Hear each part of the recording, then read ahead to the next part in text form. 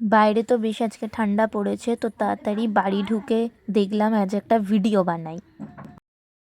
তো এতদিন পর আমি ভিডিও বানাতে আবার শুরু করেছি, তো একটা ভালো জিনিস আজকে শেয়ার করব। ইউজুয়ালি হচ্ছে অনেকের ব্যাটারি খুব তাড়াতাড়ি পড়ে যায়, যেমন আমার অনেক তাড়াতাড়ি পড়ে যায় ব্যাটারি।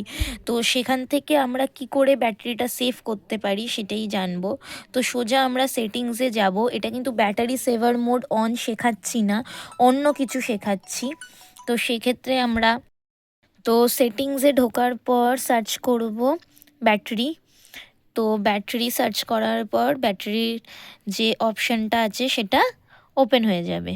তো ওপেন হয়ে গিয়ে আবার ব্যাটারিতে আমরা ক্লিক করলাম। ক্লিক করার পর এখানে আমার ব্যাটারির সব দেখিয়ে দিয়েছে। এবার আমি একটু নিচে আসবো, নিচে এসে দেখব মোর ব্যাটারি সেটিংস। এটা হচ্ছে ব্যাটারি সেটিংসে ইউজুয়ালি এটা সবার অফ থাকে, অ্যাডাপটিভ ব্যাটারি, এটা আমার অন করা ছিল। তো আপনারাও কি করবেন, আপনারা ইউজুয়ালি এই অ্যাডাপটিভ ব্যাটারিটাকে অন করে নেবেন।